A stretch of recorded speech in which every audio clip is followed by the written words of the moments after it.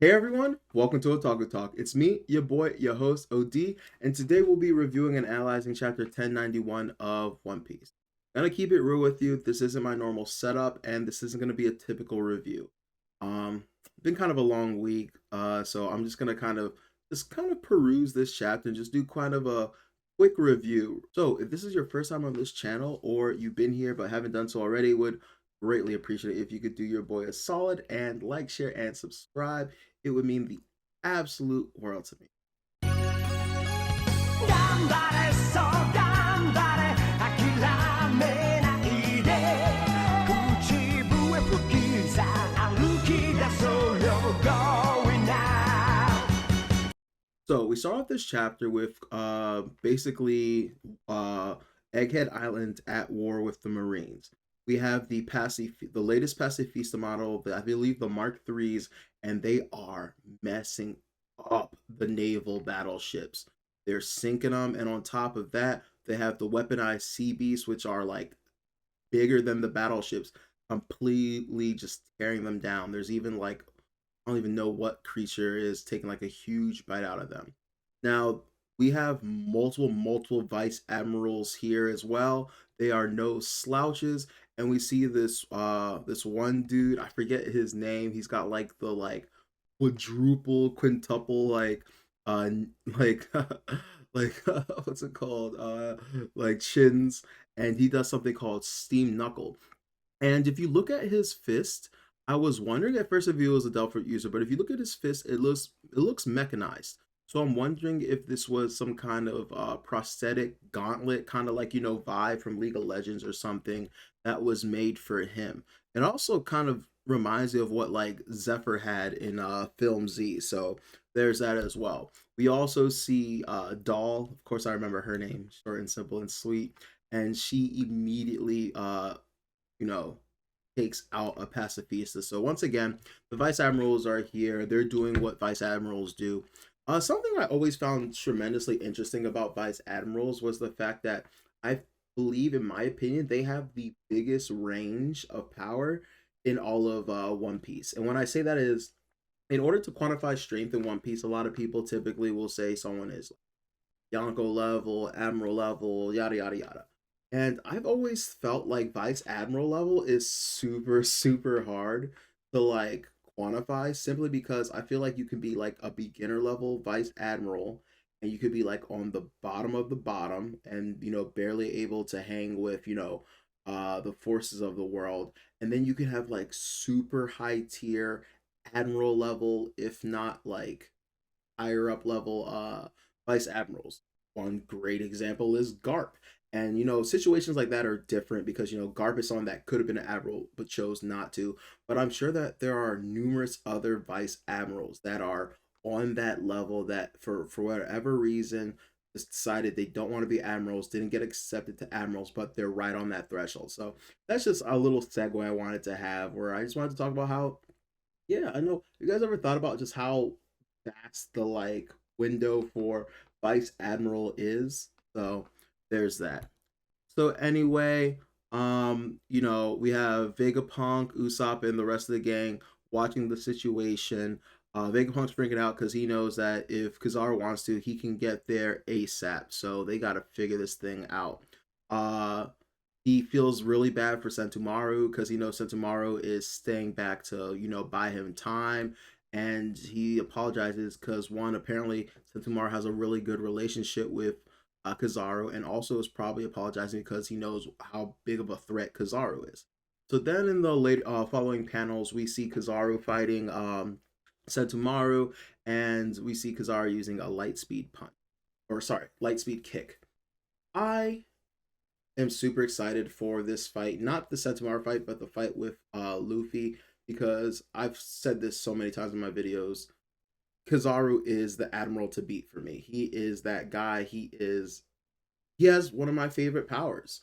Not favorite in terms of like I really love the power. I just think that light is a cool power. I think that it's super powerful. I think that it's one of the top, like, unless you're getting into like reality warping and stuff like that, I think it's one of the top 10 like base powers, like elemental power type stuff. You know what I'm saying? And one question I always have is, he talks about, have you ever been kicked at the speed of light, light speed? But like, people are able to like, I don't want to say keep up with him, but the relay thing, like, trips me out, and some of the other things happen, and I'm just like, if someone is moving at the speed of light, would this be possible? So I'm wondering if Kizaru it truly is moving at the speed of light, or if that's just something he's saying. And also, if he can move at the speed of light thanks to his Devil Fruit, can people in One Piece move at the speed of light also without the aid of a Devil Fruit? Because you have Gear second, Luffy and stuff, which is imperceivable speed, but like how fast is that? So I really, really, really hope this is something that Oda gets into, because it's been hella vague. I feel like me and the rest of the community have just kind of decided that like, it's he definitely can move at the speed of light. Everyone just takes it at face value, but I don't know. It's weird to me for people to react so efficiently to it. Anyway, back to the fight. So Kizaru definitely has Sentomaru on the back foot. He's sending mad attacks at him. Um, Sentomaru really can't hang. He sends this one like laser shower at Sentomaru, and Sentomaru is just running away, and grabs his axe. He goes to attack Kizaru with it, but obviously doesn't land. Obviously, Sentomaru has great haki, but the problem with Logia users is, of course, if they're trained enough, they can separate their body before an attack. You know, obviously, Kizaru is going to have incredible observation haki and incredible control of his Devil Fruit, so that's not going to be an issue at all. So when Sentomaru goes and swings at him, Kizaru is able to easily dodge it.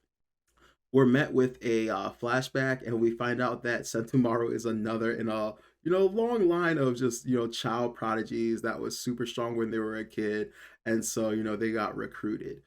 Basically, we see him standing over two bears, and apparently Vegapunk, or more likely Kizaru, was dispatched to get rid of these bears for this village, and they stumble upon him. Right.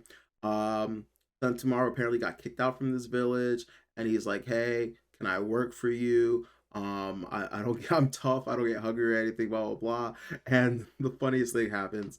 Vegapunk is like, "Oh, well, what would you buy with the money?" And he was like, "Onigiri." And so like, I guess it's just one of those like funny things where it's like, I don't need to eat, but I prefer to eat. Especially as big as he is, he be eating.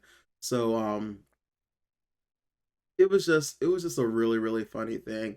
We don't really get an idea of what level Kizaru is at this point. I think this is like quite some time ago. I want to say at least, I think they said it earlier, 20, 30 years. I think it was 30 years.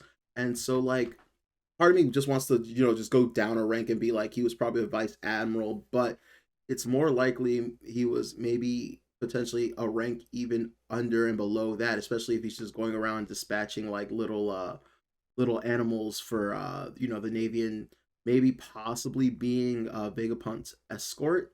So anyway, Vegapunk hires him, and he's like, "Hey, you're gonna be my bodyguard." And then we that establishes exactly how and why Sentomaru and Kizaru have such a relationship, because Kizaru is the one that trained him. I also think it's super cool that we're getting a lot of these like apprentice type dynamics going on right now. So we have Garp and Aokiji. Now we have what's it called? Sentomaru and Kizaru, which actually that's not even the direction I was going, because I thought that Kizaru was actually Sengoku's like apprentice. But these like little apprenticeship like relationships are really really interesting. And I'm very very curious to see who, if any, who Akainu's apprentice is, right? Akainu. Um Off the top of my head, I feel like Green Bull, just because like the way he acts. But he seems more like a fanboy than an apprentice. So I wonder if Akainu has one. So anyway, we get back to modern day, and Sentomaru is putting up a fight. He uses Ashigara Palm, and doesn't really do anything to Kizaru. And he tells him that my guard isn't anything to sneeze at either. And I think that it's just kind of funny, because we saw with Aokiji and Garp, they have a lot of raw physical power. And now I guess we're seeing with Kizaru and Sentomaru that they have apparently a lot of they have really tough defense and durability. And I was really curious about that because, like, when I think Kizaru and I think light powers and stuff like that, I'm not thinking durability. I'm not thinking defense. So I think that's kind of a nice little subversion that Oda gives us in terms of that, like, huh, the dude with the light fruit that's like light, weightless, can move fast. One of his like niches is defense. Now maybe he's just speaking like ubiquitously, but like it's definitely interesting to see. Anyway, um, he sends a giant, giant laser beam down and completely demolishes Sentomaru. Like Sentomaru is unconscious, down and out for the count. I definitely don't see Kizaru going in for the kill. I think he's gonna leave him there. His goal was to knock him unconscious because he then uses an authority chip in order to relay orders to the Pacifista. Now, two things about this. One, I think it is incredibly stupid and asinine that an admiral needs an authority chip and that he's not just like programmed in similar to Vegapunk and the Gorosei.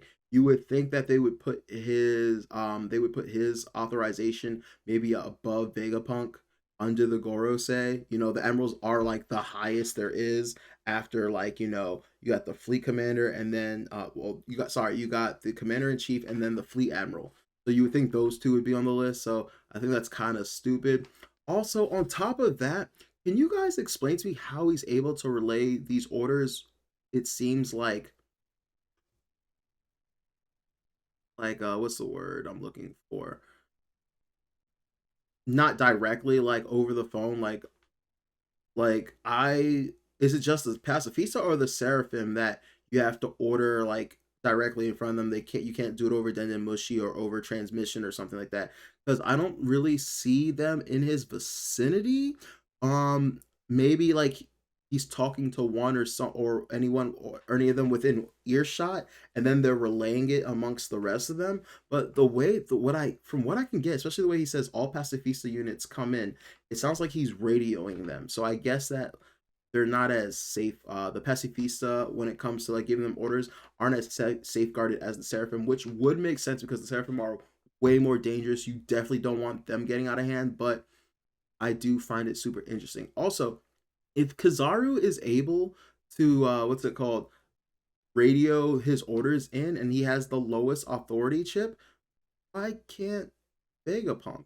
Honestly, I really, really hate the fact that Vegapunk didn't really put in enough contingencies with these rules and this hierarchy and stuff like that. Once again, I said this earlier in one of my reviews. I kind of feel like it's just a simple matter of, I think one of the themes Oda was going for with Vegapunk is he's very naive. He's a very, very naive dude. And so I think that that's simply just what's happening here. Just this is the bane of Vegapunk's naivete, right? Also, something I wanted to speak of with Vegapunk that comes up now is they are still trying to lift the defense system that York hacked. And part of me is mad and thinks it's outlandish that three super genius Vegapunks aren't able to crack the the the measures that one of them took. You would think three heads are better than one, literally, but they're still struggling. And part of me is like, well, I guess that's not how things in real life work, right? Like someone can be can be the same intelligence level as you, but if they create some kind of riddle, puzzle, obstacle, or something, it's meant to be difficult. And if you're not the one that created it, obviously it's gonna be hard. Like you don't even have to be a genius to come up with a passcode, right? So you would just put in the passcode and they have to figure out how to get past that passcode. So I guess it does make a little sense, right?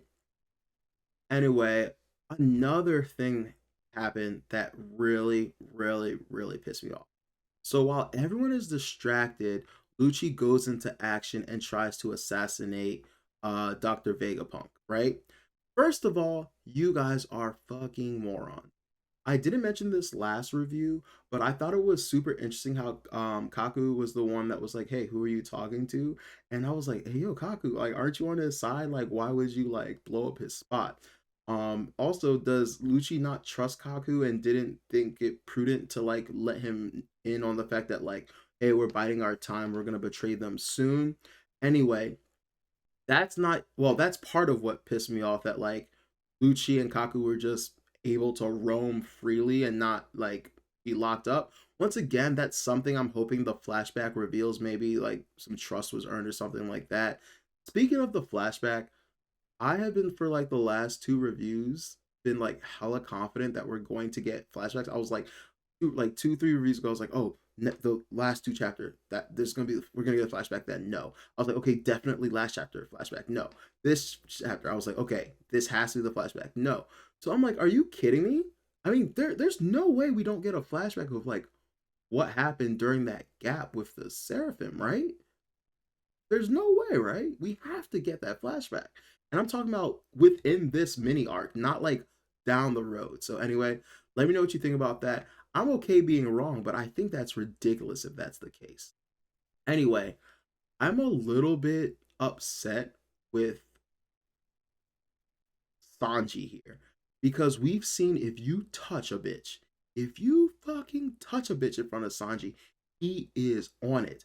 And we see him go, sorry, Nami, I'm borrowing this, take the bubble gun and, trap Kaku, which, by the way, genius, smart, typical of Sanji. You know, we love to see it. Sanji being one of the thinkers of the crew when he's not horny, right? That's awesome. But my thing is, a woman was not just assaulted in front of you, but like almost lethally. Like she's bleeding, she's leaking. I'm surprised that within that moment, I didn't see Sanji's foot right next to Luji's head. I think that is wild that he's like not the one clashing with Lucci and that it's actually Zoro who ends up clashing with Lucci. So, oh well. By the way, I said this way, way, way earlier when Lucci first showed up. It's very clear that that like Luffy is leagues ahead. So I was like, I would love it if one of the underlings took him on. And so now it seems like Zoro is, even though in my opinion, Zoro is still too much for Lucci. But now that Lucci has come back with his awakening and all that stuff, I guess maybe it's more of a fair fight. But still, I really wanted like someone really, really under to fight him. Like, well, not really. I was gonna say like Sanji, but like then I know people would be upset. Like, what do you mean really, really under? I don't want to say Jinbei either because I still have the agenda that Jinbei is proportionately as strong as Sanji. I don't know why people just don't think Jinbei is that great. I'm not basing this off the bounties. I'm basing it off the fact that like out of all of them, he's like the only one that has like feats against Yonko. He has durability feats against Yonko, endurance feats against Yonko, and attack potency feats against Yonko. So I don't know why Jinbei gets slept on the way he does. But but yeah, I think that's gonna be an interesting fight. Lucci basically tells us that the reason that he's so like emboldened in order to have this fight is because Kizaru is here, and now that and once we work together, we'll definitely be able to beat you.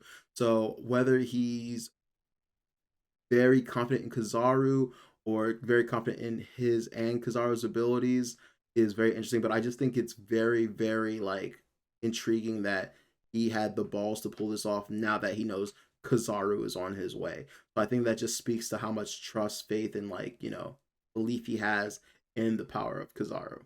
Anyway, Kizaru catches up to the Straw Hat ship and Luffy obviously gets out so that it can get away, and he immediately we first see that like Luffy is relatively like far away from Kizaru.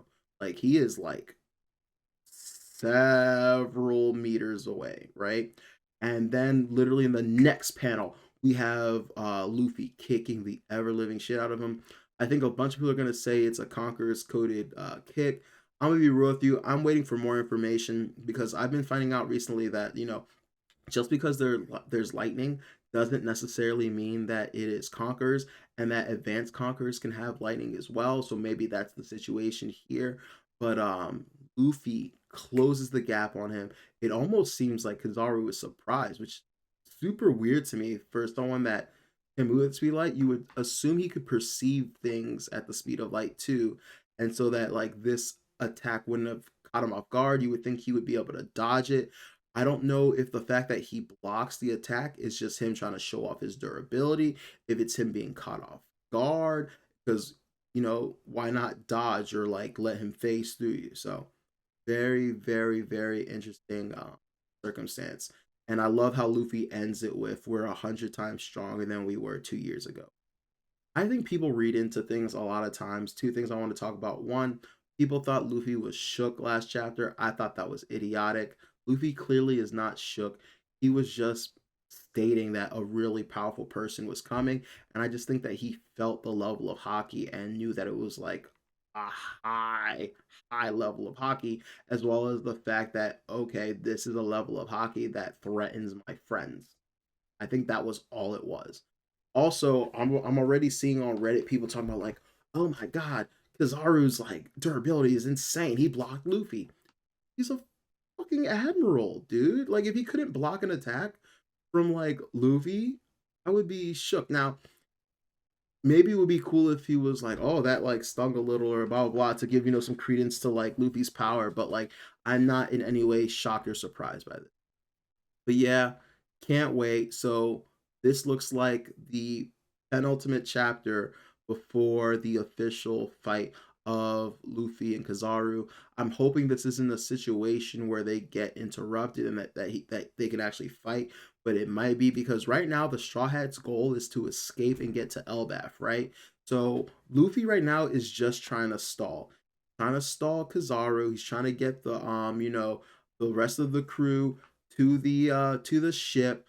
He's got to buy Vegapunk time to crack York's code and then get everyone out of there. So, once that's accomplished, Luffy is still Luffy, but he's grown in many ways and he's a captain and he's a lot more responsible now. Yeah, he's still silly and stuff. He's a lot more responsible. And I can truly, truly see him once he gets the like, hey, everybody's safe, everyone's good, let's get the out of here, doing that. Anyway, I'm gonna leave the chapter review here for the day. Sorry I didn't like go in as much detail and depth as I usually do. Like I said, this was gonna be a little bit of a shorter review. Actually, to be honest, I went on longer than I thought I was going to. I was really not planning on talking this much, but as I like was going through the review, I just wanted to, talk about some stuff, touch on some stuff. So I think I did that. Anyway, I really hope you guys enjoyed.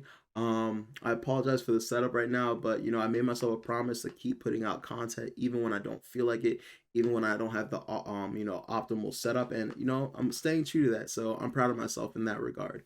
Anyway, this has been Otaku Talk. It's me, your boy, your host, OD. Please make sure to like, share, and subscribe. Would mean the absolute world to me.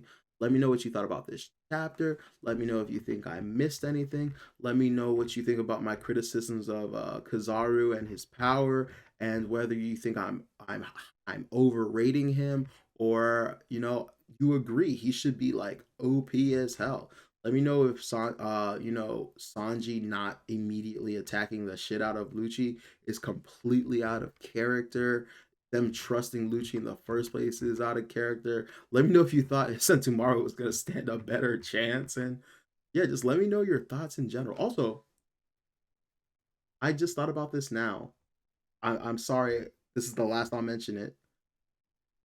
If Kizaru transmitted his orders to the pacifista because, he had to wait for Sentomaru to be unconscious in order to override his authority, there's a Gorosei member like on a ship. Couldn't you just have had him override it from the jump? So I don't know. I don't. Anyway, peace.